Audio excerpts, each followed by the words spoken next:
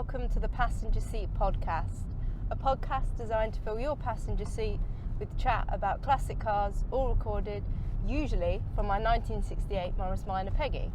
But today we're talking about cleaning cars, and I've got an interesting experience from cleaning this car, so I thought I would record this week's podcast for a bit of a change in the modern, so a bit of a switch up here on the channel.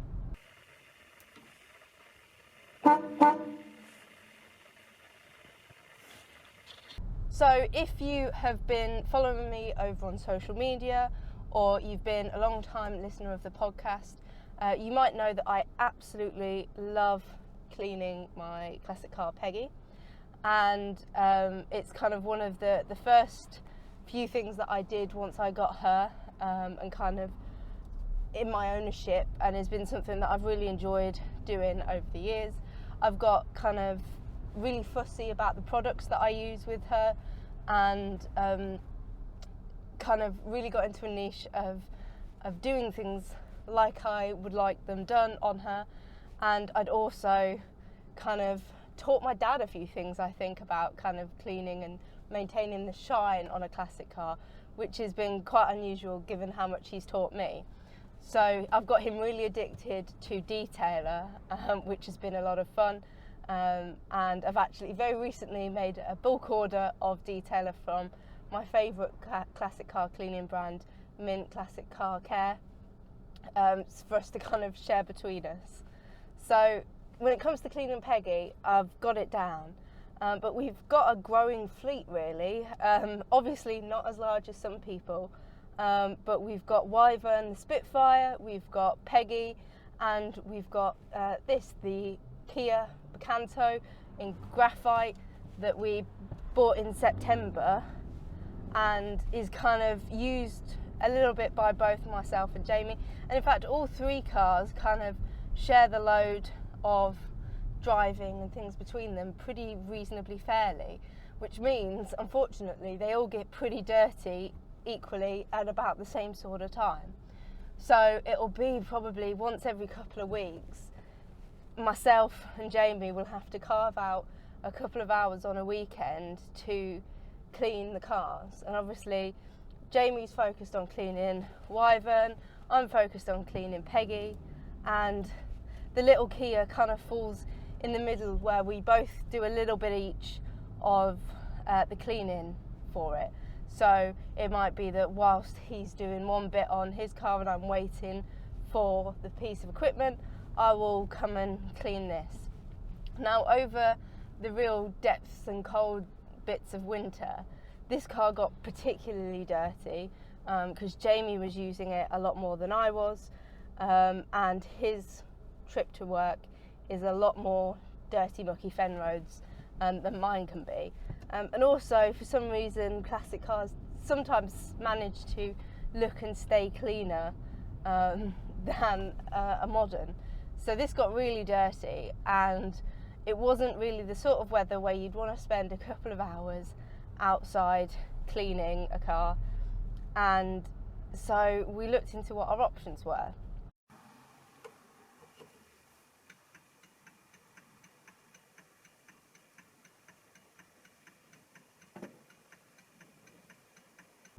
Now, I'm sure you're all familiar with lots of the kind of hand car washes places that pop up in various places, but given that my day job is criminology and one of my areas of expertise is modern slavery, I'm always very hesitant about using those hand car washes.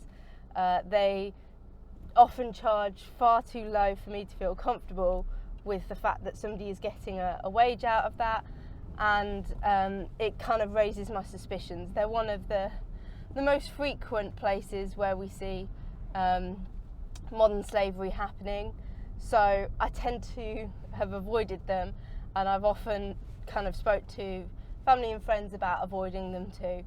There's obviously some good ones, and if they're charging a fair amount, considering the amount of work and effort that will go into it, then it might be worthwhile. And obviously you can get specifically well-trained cleaners and detailers who will come and do your car on the driveway and things like that, like mobile car cleaners. So those are all great options and avoid that risk potentially of kind of giving money to something that's not that great. But given that it is just a daily little runabout, it wasn't really something that we were interested in getting professionally detailed in the depths of winter. Now, at the same sort of time, I was being targeted on Instagram, I'm pretty sure, with lots of shorts and reels and whatever you want to call those short form contents, with loads of clips of people taking their usually little sausage dogs in their cars in America to the drive-through car washing places. And this got me thinking, because I can't actually remember ever going through one myself. Most of the car cleaning of the fleet of my parents when we were younger was a good way for me and my sister to earn a little bit of money. So we never really used those, and so I kind of started wondering what one of those was like, what the kind of quality of one was like, and what it offered in terms of car cleaning for somebody who perhaps isn't interested in cleaning cars. Because obviously you've got the jet wash options and stuff like that, but when I've used like the jet wash options at service stations and that, I've got absolutely soaked, because before we had a hose pipe fitted to the house, I used to take Peggy there kind of once every week during winter to rinse the salt off. So I usually got a little bit damp and it just wasn't that enjoyable for me. I've got a jet wash at home now and I love that, but I don't enjoy using the ones at service stations. So I thought, right, let's try one of these drive-through car washes.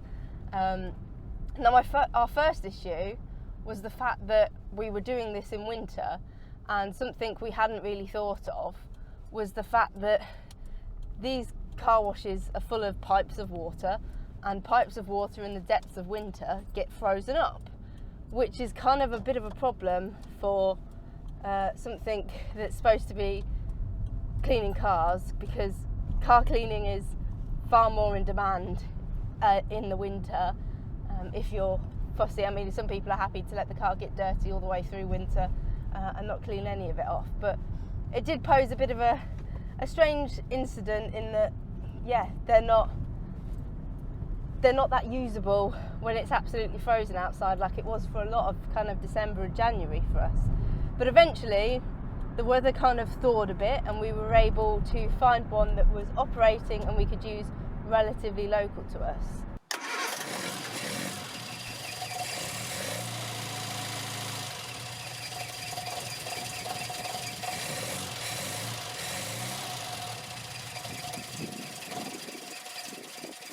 The first decision we had to make was kind of what level of clean we wanted to go for. The Kia by this point was pretty dirty, and also we'd had quite a lot of salt on the roads, and being a classic car driver, I think I'm a little bit more aware of the impact of that on cars than some people, and so we opted for the most premium, most fancy option of car cleaning, because it was the only one that came with the kind of underbody spraying down that would tackle removing some of that salt on the underside of the car. So once that was decided and we'd kind of made our selection from the little board, we went inside and told the lady what we wanted, paid for it, got a little ticket, and then headed over to the machine, where the machine scanned the little ticket and then we were going through.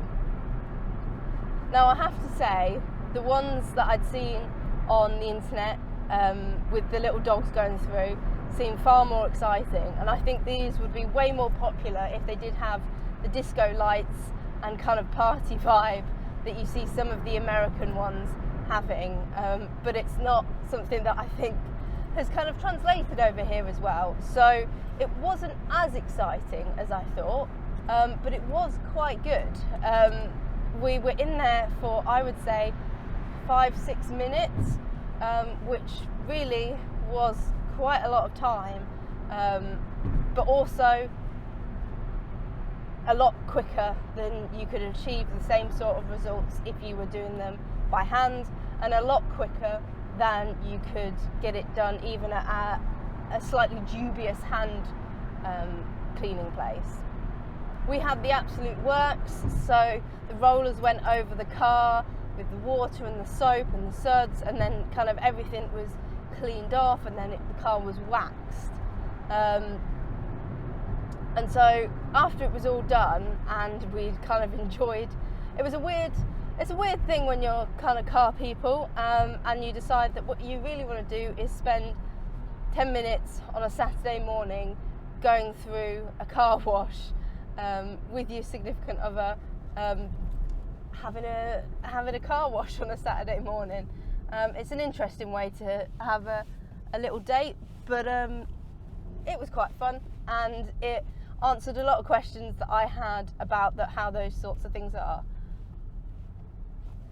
The results afterwards were really quite good. There were definitely some areas that were missed, and I guess that's to be expected when it's literally less than 10 minutes that you're spent having your car cleaned. The wheels were not as good as if I had got them with the jet washer on the driveway, and the car and the Kia actually has a little spoiler. Not all Kia Picantos do, but this one does, and the kind of rollers and everything that's involved in it don't get under the spoiler, so that was a small, I guess, hurdle for it. So there was still a little bit of muck underneath there, but overall the car was a vast improvement to what it was, and I think we paid £10, around that sort of price. It was an interesting thing to have experienced, and the car was far cleaner than it had been, and I also knew that the underside had been really quite well jetted off. You could hear how well it was hitting the underneath with those sprays, and really kind of clearing off a lot of the salt that had been on the roads.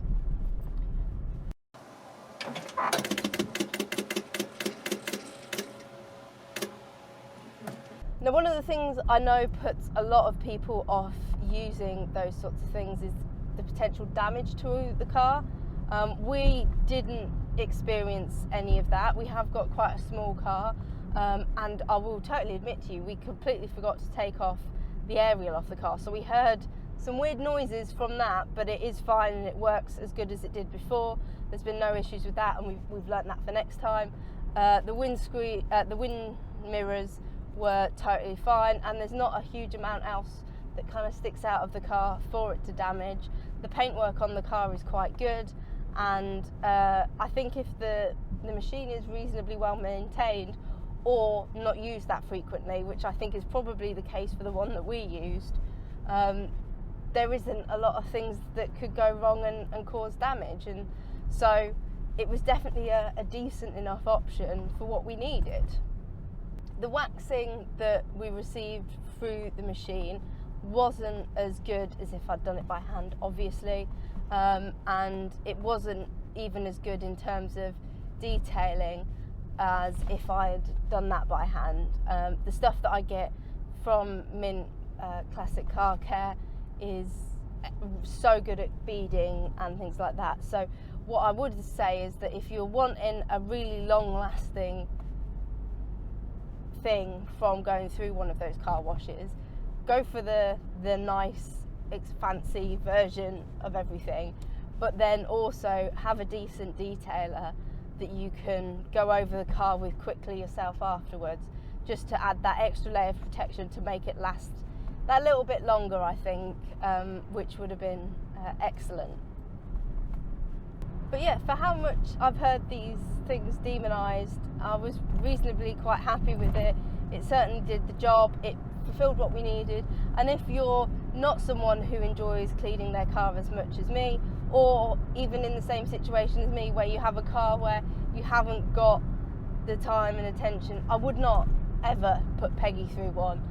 Peggy's paintwork is definitely not in a position to go through that, and then once her paintwork is redone, I wouldn't risk going through that.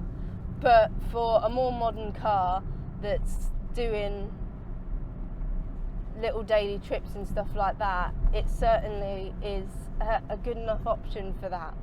And it to be honest, so this weekend I washed Peggy up ready for the International Women's Day meet next weekend, because she'd got absolutely splattered with mud from a tractor on the way to the Practical Classics meet a couple of weeks ago.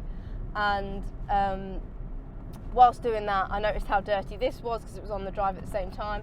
So I kind of half washed this, and it's not good, because it wasn't my focus. It wasn't what I was spending most of my time and energy on. It just didn't end up as good. So the machine did a way better job than I have done this particular time.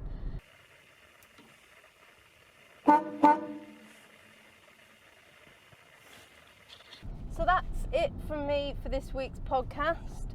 A little bit of something different.